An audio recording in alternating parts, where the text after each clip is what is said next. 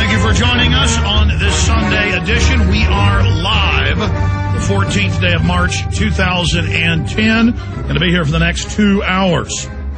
Okay, I'm going to get into a big stack of nanny state news from not just the United States, but around the world. The same private corporate interest worldwide are lobbying governments to basically turn the planet into a prison and to micromanage and control every facet of our lives, to literally, completely domesticate us. I want to get into that stack of news, a lot of economic news as well today. But the first story I want to get into is from the BostonChannel.com. Team 5 investigates after Amesbury pulls sodium fluoride from the water supply. More than 70% of U.S. cities and towns have sodium fluoride added. And in 2000, in 2006, and we've had the head of the EPA's union on, who's a top toxicologist. Over 90% of their toxicologists and scientists have sent open letters to their bosses and to the Congress saying, take fluoride out of the water. Number one, sodium fluoride is deadly poison. Number two, under the catch-all term sodium fluoride, they are adding over 150 on average, sometimes over 300, but most cities, 150 deadly chemicals. It is the toxic waste of nuclear weapons, uranium purification, aluminum production, and, of course, fertilizer production. Mercury, lead, arsenic. And they take this toxic waste that big companies, this is such a sick joke, it's got to be the biggest hoax in history. And in the 40s, when they were producing nuclear weapons secretly in Tennessee, this is all declassified, they began dumping the fluoride byproduct in the streams and rivers. And so they put out a report in the late 40s saying, let's just put this in the water supply. And if you read mainline history books about communist Russia and about Nazi Germany, it was first the Russians by the 20s had learned that if they added sodium fluoride, and its different cofactors, or different variants, different varieties they put in, that it is a toxic sedative. It also reduces fertility and attacks the entire body. Now, this is not my opinion. Kurt Nemo's written an article at Infowars.com that has links to the federal government, to the EPA, to Austrian university research, just to major scientific reports. It has an entire, the National Research Council, the Journal of Toxicology and Environmental Health, Agriculture Research Services. So everything I'm telling you here is on record. And you can go read how it attacks your bones and more than doubles bone cancer. It's even higher if you just look at men, but overall, averaging men and women together, a doubling of bone cancer. It attacks the bone marrow and the very important white blood cell production and stem cell production. It accelerates the aging process. It attacks the thyroid. It attacks the hypothalamus. And some will say, well, if this fluoride's so bad, why does the news say we're living longer? Well, the United States is listed as 25th in the world for longevity, right beside Libya and others. But the bigger issue here is we live less extended lives than we did 100 years ago. Oh, yes, let me explain how they cook the numbers. There's one area where Americans live longer. If you ever go out to an old cemetery, we've got an old family cemetery with 150-year-old graves in it, and you'll notice that more than half the graves are 5 years old or younger. Yes, most families lost children.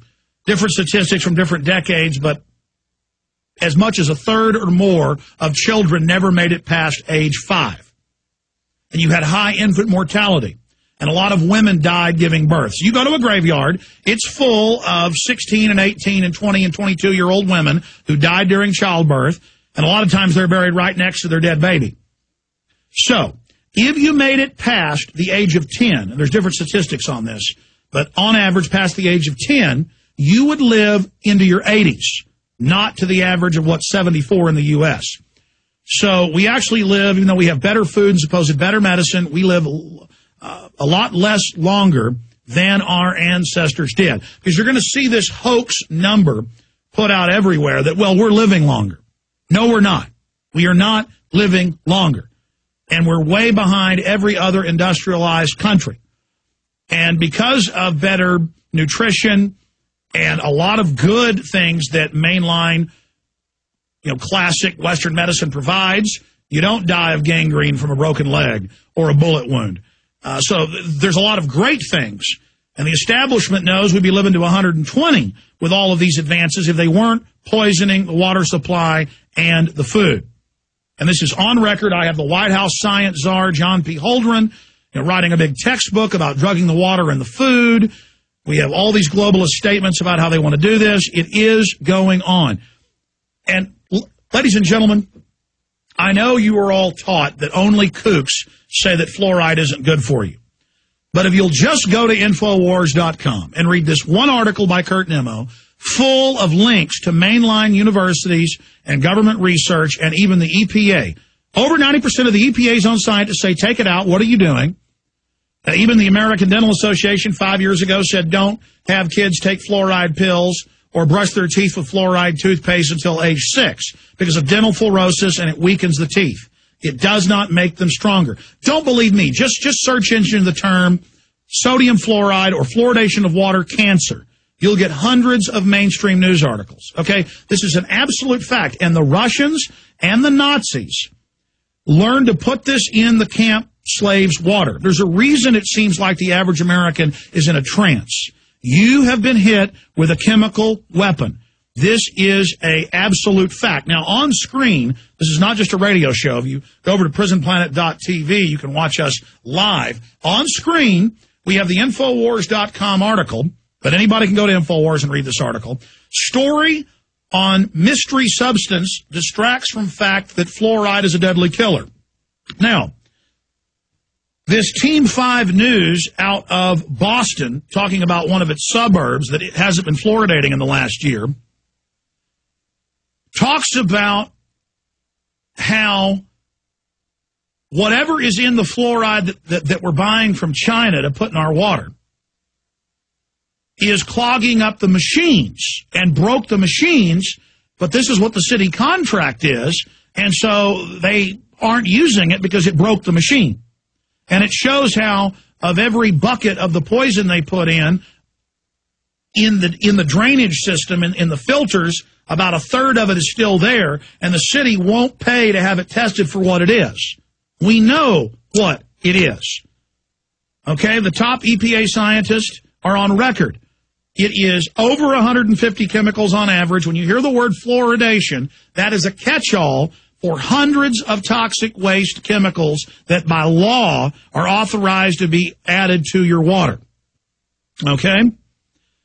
That's why, a few years ago, the top dentist who over a decade ago did the national campaign to get Canada's water fluoridated. We had him on a few years ago. He then found out, my God, this isn't calcium fluoride that actually is good for you and good for your teeth, a little bit of it.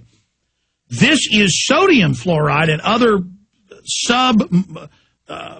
molecules of it, and hundreds of other chemicals. It's 150 on average, some water systems over 300. We got a tour of the Austin water treatment plant, 6 months ago. They wouldn't let us videotape, and it showed where when they dump the fluoride in it, it eats holes in the concrete if any of it dribbles out, and they gave us the paperwork that over $1 million a year is what Austin pays for bags of toxic waste. Now, here's the issue.